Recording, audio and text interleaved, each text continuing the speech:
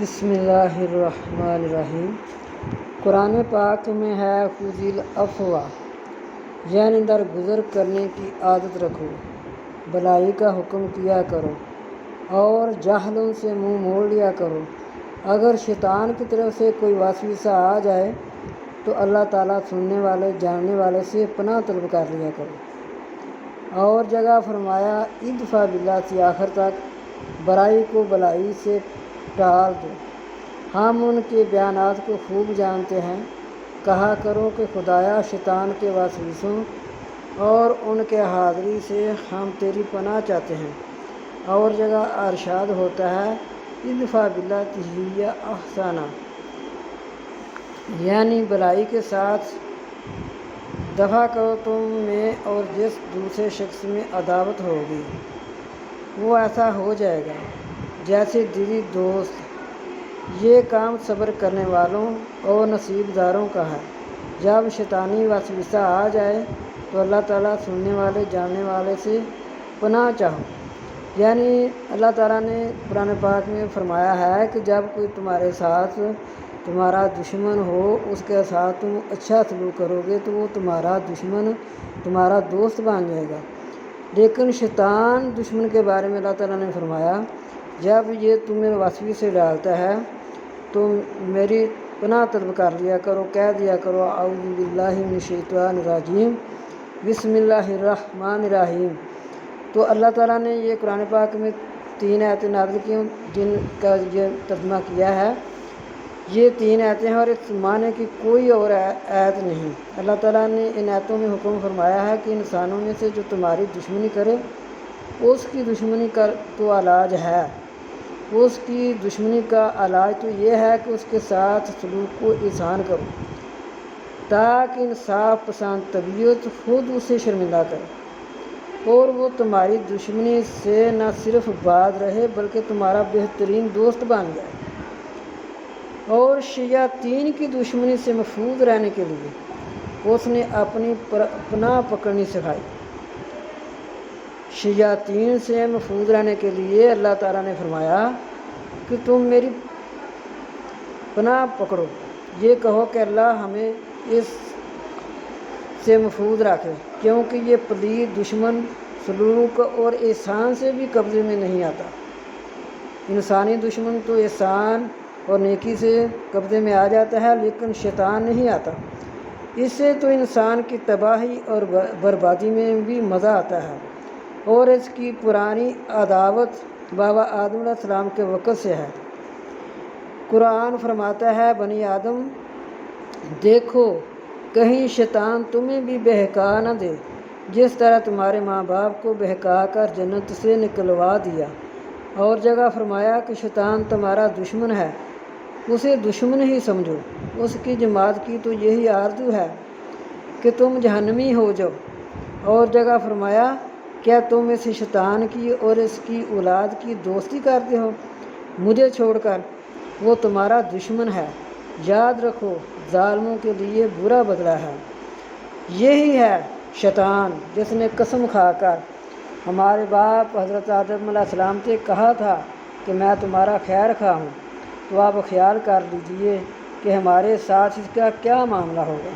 جب کہ ہمارے ماں باپ کے ساتھ اس کا یہ معاملہ تھا تو ہمارے ساتھ اس کا کیا معاملہ ہوگا۔ ہمارے لیے تو وہ حلف اٹھا کر آیا ہے کہ عزت خدا مندی کی قسم میں ان سب کو بہکاؤں گا۔ اس نے تو جب اللہ تعالیٰ نے کہا کہ تو اتر جا، تو راندا گیا، تو اس نے قسم کھائی کہ اللہ مجھے تیری ذات کی قسم ہے میں بنی آدم کو بہکاتا رہوں گا۔ تو عزت خدا مندی کی قسم میں ان سب کو بہکاؤں گا، ہاں ان میں سے جو مخلص بندے ہیں وہ محفوظ رہ جائیں گے۔ یہ شیطان نے کہا تھا نا اس وقت جب اللہ نے کہا تھا کہ تو راندا گیا ہے، تو اس وقت شیطان نے قسم کھا کر کہا تھا کہ اللہ میں تیرے بندوں کو بہکاتا رہوں گا، ان کے آگے کی طرف سے آؤں گا، ان کے پیچھوں کی طرف سے آؤں گا، ان کی دائیں طرف سے آؤں گا، ان کے بائیں طرف سے آؤں گا، ان کے اوپر سے آؤں گا، ان کے نیچے سے آؤں گا۔ تو یہ سب باتیں شیطان نے اس وقت کی تھیں۔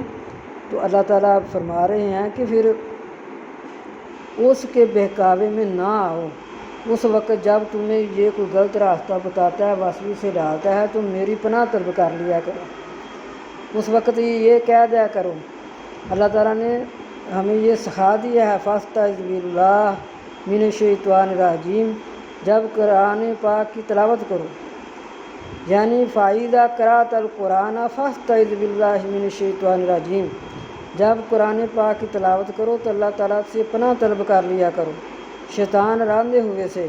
ایماندار توکل والوں پر اس کا کوئی زور نہیں، ایماندار لوگوں پر، توکل رکھنے والوں پر اس کا کوئی زور نہیں چلتا۔ اس کا زور تو انہی پر ہے جو اس سے دوستی رکھتے ہیں، جو شیطانی کام کرتے ہیں، شیطان ان کو دوست رکھتا ہے اور خدا کے ساتھ شریک کریں۔ جو لوگ شرک کرتے ہیں نا، مشرک لوگوں کے ساتھ اس کی دوستی بہت ہوتی ہے، مشرک اس سے خوش ہوتے ہیں، وہ مشرکوں سے خوش ہوتا ہے۔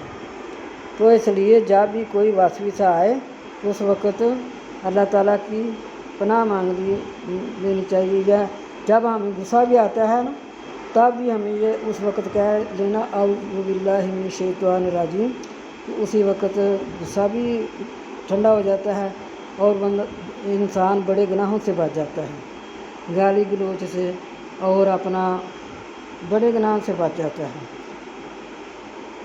تو جب ہمیں کوئی غصہ آ جائے تو اس وقت ہم تعوذ پڑھ لیں تو اس سے غصہ جاتا رہتا ہے، تو اس سے بڑے گناہوں سے بھی بچ سکتے ہیں، جیسا کہ حضور صلی اللہ علیہ وسلم کے سامنے دو شخص لڑنے جھگڑنے لگے، غصے کے مارے ایک نتنے پھوٹ گیا۔ آپ صلی اللہ علیہ وسلم نے فرمایا اگر یہ تعوذ پڑھ لے تو اس کا غصہ بھی جاتا رہے، لیکن اس نے نہ پڑھا تو اس کا غصہ بڑھتا ہی گیا، جب بڑھتا جائے گا تو پھر اس میں فساد ہی ہوتا ہے۔ اس لیے ہمیں جب بھی کوئی وسوسہ آئے تو ہم تعوذ پڑھ لیا کریں۔ انسانی دشمنی کا مقابلہ ہو سکتا ہے احسان اور سلوک سے، ان کی دشمنی رفع ہو سکتی ہے، جیسے کہ قرآن پاک کی ان 3 آیتوں میں ہے، یعنی میرے خاص بندوں پر تیرا کوئی غلبہ نہیں، رب کی وکالت کافی ہے۔ جب شیطان نے قسم کھائی تھی نا کہ میں تیرے بندوں کو بہکاؤں گا، تو اللہ تعالیٰ نے فرمایا تھا کہ میرے بندوں پر تیرا کوئی زور نہیں۔ اللہ تعالیٰ نے دشمنان اسلام کے مقابلہ پر اپنے پاک فرشتے بھیجے اور انہیں نیچا دکھا دیا۔ یہ یاد رکھنے کی قابل امر ہے، جنگ بدر میں اللہ تعالیٰ نے فرشتے بھیج کر قابل امر ہے کہ جو مسلمان کافروں کے ہاتھ سے مارا جائے وہ شہید ہے، لیکن جو اس باطنی دشمن شیطان کے ہاتھ مارا جائے وہ راندہ درگاہ ہے، وہ راند کا، جس پر کفار غالب آ جائیں وہ اجر پاتا ہے، لیکن جس پر شیطان غالب آ جائے وہ ہلاک برباد ہو جاتا ہے۔ اندازہ کریں کہ یہ کیسا دشمن ہے جو کہ ہر وقت انسان کے ساتھ رہتا ہے، 24 گھنٹے یہ ساتھ رہتا ہے۔ اس کے بچنے کا بس یہی ہے کہ تعوذ پڑھ لیا کرے، اور 2 کل جو ہیں آخری وہ پڑھ لیا کریں، قل اعوذ برب الفلق، قل اعوذ برب الناس، چونکہ شیطان انسان کو دیکھتا ہے اور انسان اسے نہیں دیکھ سکتا، اس لیے قرآنی تعلیم ہوئی کہ تم اس کی شر سے اس کی پناہ چاہو، جو اسے دیکھتا ہے اور یہ ایسے نہیں دیکھ سکتا، ہم اسے نہیں دیکھ سکتے، وہ ہمیں دیکھ سکتا ہے۔ تو جب ہم تعوذ پڑھنا اللہ تعالیٰ کی طرف التجا کرنا ہے، یعنی گزارش کرنا ہے، اور ہر برائی والے کی برائی سے اس کے دامن میں پناہ طلب کرنا ہے۔ حضرت ابو ذر رضی اللہ تعالیٰ عنہ سے حدیث ہے کہ حضور صلی اللہ علیہ وسلم نے انہیں فرمایا، ابو ذر جنات اور انسان کے شیطانوں سے اللہ تعالیٰ کی پناہ طلب کرو۔ میں نے کہا کیا انسانوں میں بھی شیطان ہوتے ہیں؟ آپ صلی اللہ علیہ وسلم نے فرمایا ہاں۔ صحیح مسلم شریف میں انہی سے روایت ہے، یعنی حضرت ابو ذر سے، کہ رسول اللہ صلی اللہ علیہ وسلم نے فرمایا، نماز کو عورت، گدھا اور کالا کتا توڑ دیتا ہے، میں نے کہا حضور سرخ زرد کتوں میں سے کالے کتے کی تخصیص کی کیا وجہ ہے، یعنی کالے کتے کو کیوں خاص کیا گیا ہے؟ آپ صلی اللہ علیہ وسلم نے فرمایا کالا کتا شیطان ہے۔ تو جب ہم گھر میں کوئی کتا رکھتے ہیں نا تو ہمیں دیکھنا چاہیے کہ یہ کالا ہے، کالا نہیں رکھنا چاہیے، لوگوں کو نہیں پتہ ان کو بتانا چاہیے۔ حضرت عمر رضی اللہ تعالیٰ عنہ ایک مرتبہ ترکی گھوڑے پر سوار ہوتے ہیں، وہ ناز و کرام سے چالتا ہے۔ حضرت عمر رضی اللہ تعالیٰ عنہ اسے مارتے پیٹتے بھی ہیں، لیکن اس کا اکڑنا اور بھی بڑھ جاتا ہے۔ آپ اتر پڑتے ہیں اور فرماتے ہیں تم تو میری سواری کے لیے کسی شیطان کو پکڑ لائے۔ میرے نفس میں تکبر آنے لگا، چنانچہ میں نے اسے اتر پڑنا ہی مناسب سمجھا۔